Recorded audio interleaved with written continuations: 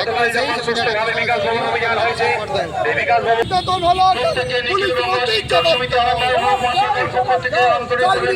শিক্ষকদের উপর পুলিশ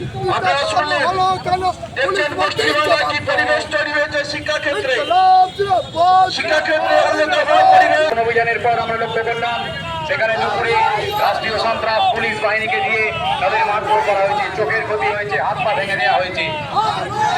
এই রাষ্ট্রীয় সন্ত্রাসের বিরুদ্ধে নিখিল বঙ্গ শিক্ষক সমিতি প্রতিবাদে রাস্তায় নেমেছে। গণ আন্দোলন করে তুলতে হবে, সব বাড়ির ছেলেমেয়েরা এই যোগ্য শিক্ষক শিক্ষিকাদের তালিকায় আছে। তাই মানুষকে আমাদের পাশে দাঁড়াতে হবে, তাদের পাশে থাকতে হবে এবং এই সরকারি ব্যবস্থা, এই সরকার চাইছে স্কুলগুলো যাতে উঠে যায়, শিক্ষক শিক্ষিকারা হবে, বেসরকারি স্কুলের অভাব বাড়ে। তাই একটা সম্পূর্ণভাবে কর্পোরেট দুনিয়ার আহ্বান, বেসরকারিকরণের প্রক্রিয়া চলছে। পুলিশ উপস্থিত হয়েছে দেখতে পাচ্ছেন, আরামবাগ থানা পুলিশ ইতিমধ্যে উপস্থিত হয়েছে, তাদের সাথে কথা বলছে যাতে তাদের সাথে কথা বলে এই পথ অবরোধ উঠে যায়। একেবারে সেই ছবি দেখাচ্ছি সরাসরি, কথা বলছেন পুলিশ কর্মীরা রয়েছেন ইতিমধ্যে দেখতে পাচ্ছেন।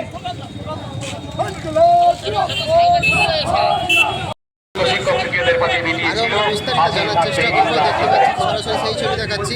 এই মুহূর্তে পথ অবরোধ চলছে, গাড়ি একেবারে বন্ধ, যান চলাচল বন্ধ হয়ে গেছে ইতিমধ্যেই। চোখের ক্ষতি হয়েছে, হাত পা ভেঙে দেওয়া হয়েছে। এই রাষ্ট্রীয় সন্ত্রাসের বিরুদ্ধে নিখিল বঙ্গ শিক্ষক সমিতি প্রতিবাদে রাস্তায় নেমেছে। গণ আন্দোলন করে তুলতে হবে, সব বাড়ির ছেলেমেয়েরা এই যোগ্য শিক্ষক সংগ্রামী মানুষ, পথচলতি মানুষ, সম্মানীয় ব্যবসায়ীদের, আমাদের মাইকের আওয়াজ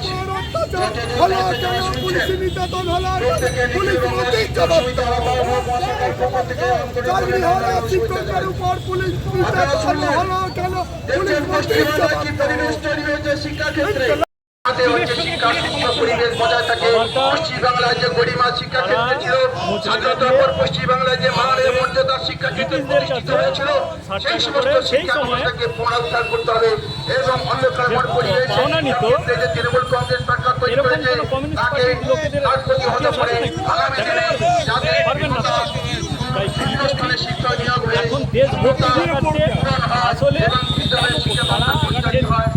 বিরোধী ছিল সেই কথাটা প্রমাণ করার চেষ্টা করেছে সবাই দাঁড়িয়ে। কখনোই তারা দেশপ্রেমিক নয়, মানুষের মধ্যে ভুলিয়ে দিতে চাইছে আমাদের রুটি রুজির লড়াইকে তারা বিপদে পরিচালনা করছে। আপনি মুসলমান হতে পারেন, আমাদের এক জায়গায় এসে খেতে হয়, সেই দিনের খাওয়া আমাদের লড়াইটা করতে হয়। সেই লড়াইটা যদি আমাদের বিপদে পরিচালনা করার চেষ্টা করেছে তো এই বিজেপি, আমরা বলছি যখন ছপিয়া করেছি লড়াই করছে তখন আমরা দেশবাসী সবাই মিলে একসঙ্গে সেই ভারতের পক্ষে ছিলাম। সেই সর্বদলীয় বৈঠকে কখনো কি দেখেছেন আমাদের পার্টির পক্ষ থেকে দেশের বিরুদ্ধে কথা বলতে?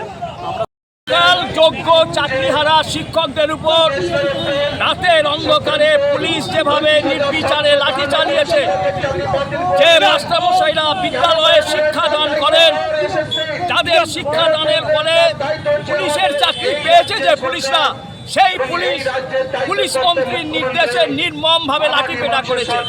40 জন শিক্ষক আহত, রক্তাক্ত হয়েছে, মাথা ফেটেছে, পা ভেঙেছে, মহিলা শিক্ষক শিক্ষিকাদের পুলিশ আক্রমণ করেছে।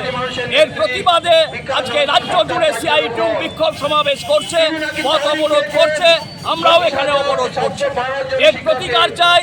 চাকরি চুরি যোগ্য অযোগ্য নির্ধারণ করতে হবে, যোগ্যদের স্কুলে বহাল করতে হবে, অযোগ্যদের ছাঁটাই করতে হবে।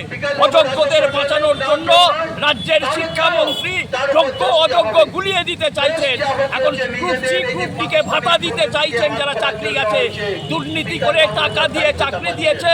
এখন তৃণমূলের নেতা মন্ত্রীদের বাড়ি ঘেরাও হবে, তাদেরকে টাকা ফেরত চাইবে। এই ভয়ে জনগণের করের টাকায় সুপ্রিম কোর্টের নির্দেশে যাদের চাকরি গেছে তাদের ভাতা দিয়ে রক্ষা পেতে চাইছে। সন্তানের পরে মন বসছে না, প্রচুর পরিশ্রম করেও আপনি আশানুরূপ পারিশ্রমিক পাচ্ছেন না, যার ফলে আর্থিক সংকট আপনার জীবনে দুঃখ এবং চাপের ছায়া ফেলেছে। দেনার ভারে জর্জরিত স্বামী স্ত্রীর মধ্যে প্রতিনিয়ত ভুল বোঝাবুঝি বেড়েই চলেছে। নতুন বাড়ি কিনেছেন, কিন্তু সেই স্বপ্নের বাড়িটা যেন আরো দুর্ভোগ নিয়ে এসছে আপনার জীবনে। আপনি ভাবছেন সস্তায় পাওয়া বাড়িটা নেওয়াটাই কি সঠিক সিদ্ধান্ত ছিল? এমনই সব দ্বিধাদ্বন্দ্ব এবং জীবনের কঠিন মুহূর্তে আপনাকে সঠিক পথে পরিচালিত করবেন আন্তর্জাতিক খ্যাতিসম্পন্ন স্বর্ণপদক ও স্বর্ণ মুকুটপ্রাপ্ত ডক্টর অজয় শাস্ত্রী। তিনি শুধু আপনাকে পথই দেখাবেন না, আপনার জীবনে সত্যিকারের সুখ, শান্তি, ঐশ্বর্য, অর্থ যেন সঠিক সময় আপনার কাছে পৌঁছে দেয় সেই দায়িত্বও নেবেন। তার অভিজ্ঞতা এবং জ্ঞানের আলোতে আপনার জীবন হয়ে উঠতে পারে নিরুদ্বেগ ও সমৃদ্ধির পথে ধাবমান। তাই আর দেরি নয়, স্ক্রিনে দেওয়া নাম্বারে এখনই ফোন করে ডক্টর অজয় শাস্ত্রীর সাথে যোগাযোগ করুন। কে জানেন, হয়তো একটিমাত্র ফোনই আপনার জীবনকে বদলে দিতে পারে।